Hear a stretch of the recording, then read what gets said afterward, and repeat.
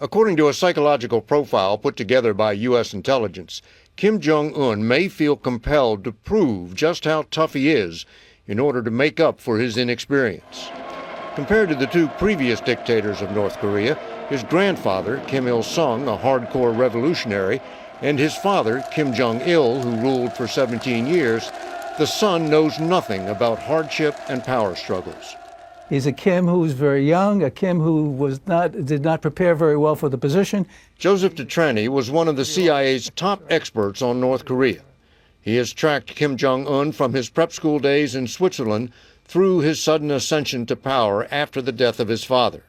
He's a man who's 28, 29, very limited exposure to the West, to China also. So he's lived in a closed environment. With a stylish wife, he looked more moderate, but instead he's been acting like a man with something to prove to his own military. Is he an insecure Kim? I think he would have to be somewhat sensitive to how these people view him as a leader.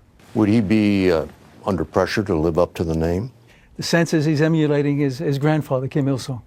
His grandfather invaded South Korea in 1950, setting off 3 years of war and 6 decades of hostile truce, which Kim Jong-un is pushing to the breaking point. With all this talk of war, David Martin, what about diplomacy? Well, Scott, the only country that has any real sway over North Korea is China, and China's doing two things. One, it's urging both sides, U.S. and North Korea, to tone it down, and two, it is making sure North Korea understands if it creates an incident in which South Korean citizens are killed, the U.S. and South Korea are likely to launch a major attack against the North.